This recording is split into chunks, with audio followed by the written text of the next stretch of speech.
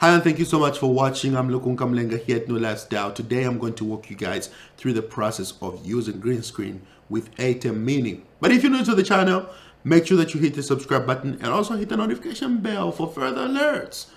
Without wasting time, let's get right into it. So the first thing that you want to do is to connect your camera to the Atem Mini. It has 4 inputs. However many cameras you want to use, 1, 2, 3, 4, up to 4 cameras, go ahead and hook it up. And make sure that your green screen is well lit up, like you see my background, at least some decent like that. I only have one light lighting up my green screen. I can use 2 lights, but I'm not in a hurry to do all. Trying to get it perfect. Like, I'm just here to show you guys exactly how it works. So I'm not too worried about that. What's important is for you guys to get some information. And also, if you're using a camera that allows you to shoot in a log profile, make sure that you don't set your camera to that, because the sensor is going to be reading your images in a very unsaturated format. So your green screen is not going to work. Make sure that you set it to a profile that is allowing you to pick up the color, something like auto. And if you're using a Blackmagic Pocket Cinema camera like I'm using right now, you can set it to video, which is going to be reading saturated images. So the second thing you want to do is to open up your Atem control software, like I just did here. Your software is opened up, and on your output, you want to set it to preview so that you can actually see what you are doing before you put it on program. Your program mode is what is going to be seen. So if you like live streaming, anything like that, what you put out on the program is what people are watching. So if you want to like work in the background, set it to preview for the time being. So once you have it set to preview on the palette here on your right section, on your palettes, let's scroll down here to where it says upstream, key 1. And on Chroma here, first off, on the field source, make sure that your field source is set to the camera, which is your main image that you want to take the green screen off. In this case, my camera is on camera 1, so I'm only using one camera. I have it on camera 1, and let's go down to Chroma sample, and let's go ahead and select. As you can see, guys, like there is a box which pops up, right? The box which pops up here on my right side.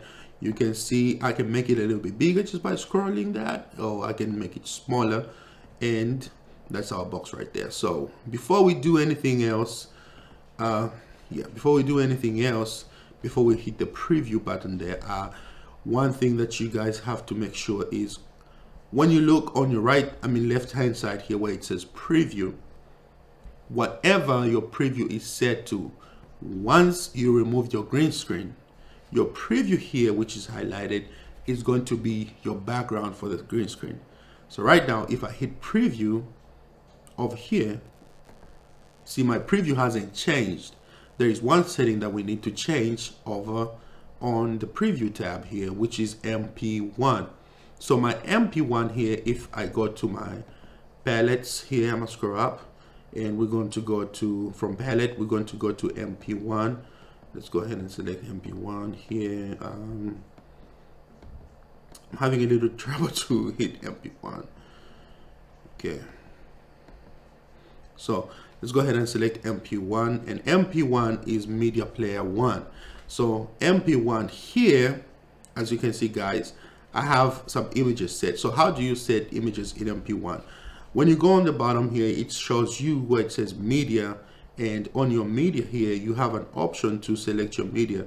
You have the local library here where you can import your images that you want to put as the background. So I have 2 stills here, still 1 and still 2, and go ahead and load up whatever image that you want to use. In this case, I'm gonna use my King of Africa, which is for my podcast on YouTube here. You guys can check it out. I go by King of Africa on there. So I load up the image, and I'll come to MP1 here, and I'm going to select that. All right, so that is already selected. I'm going to go back to the palette here. So that's already selected, and MP1, which is MP over here, media player. So I'm going to select media player. So when I hit preview, my image is going to pop up. So this preview mode is already selected over here, right?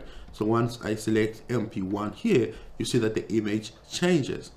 because in here what I'm using as my background is the MP1, if that makes sense. So we can do some adjustments to kind of like fine tune everything that we want to do here on my image, which we can scroll down to. First off, the foreground. We have the foreground, we have the background, and we have the key age. Obviously the foreground is me and the background is going to be the green screen. So you guys, you see when I do that, if I move it to match, this is what it gives me. The foreground, it just goes to the gray. Once I move it back there, it goes back to the green screen. So we can kind of fine tune it to leave it like right about there. And you see what the background does. If I move the background, it's kind of, you know, messing with the background there a little bit. And the key age, this is just like the fine tune of, like, you know, the green around me, how far in you want the green to be cut out from the subject. So we can probably leave it like around there. And down here on chroma correction, we have the spill, just in case like there's some spill of the green, you know, the green cast on you, so you can have that removed. If you see when I slide it all the way to the left, you see a green cast around my skin, and if I move it all the way to the right, that green is gone. And then here you have the flare suppression, just in case you have it's making a weird magenta color on me. And then color adjustment, here we can brighten up the subject or we can darken it depending on how much light you have. So you can actually use these to control. We'll leave it like right there, and we can change the contrast as well. I think that looks good right there, something like that. And we can change the saturation. We can desaturate me all the way, and we can saturate me up. We can change the reds in my skin, add some red in there. We can change the green and the blues. I'm going to leave it like that right there, and we can mess with the blues as well. So whatever settings you going with, and I'm not looking directly at the camera, I'm looking at the screen here. My monitors are like right here away from you guys, so I know it might be like a little weird, like what are you doing? Like, now I'm just looking at the screen here, so I can kind of give it like, you know, some tuning as far as that goes. So the same is going to apply once you change the software from the output over to program. From the output here, you go to output, from preview to program. Let's hit that.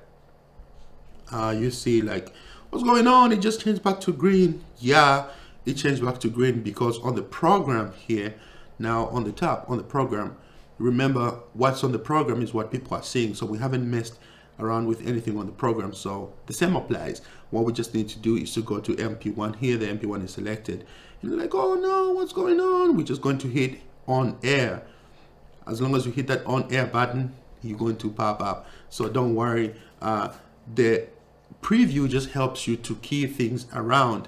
And if you want to have now that subject on the program there, all you have to do is hit the on air and I pop up right there.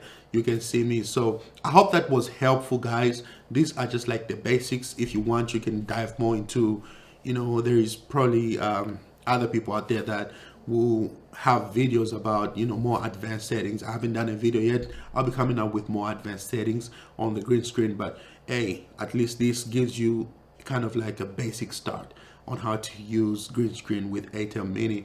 I struggled a lot just having these settings, but for me the biggest thing that was not setting my camera to the proper settings. Mind you, I was using Blackmagic, and I always had it set to the log profile instead of having it on video, which was supposed to be reading colors. So make sure that, you know, you play around and just have fun with it, and subscribe to my channel. I'm Lokun Kamalenga, and I'll see you guys on the next video. Thank you so much for watching.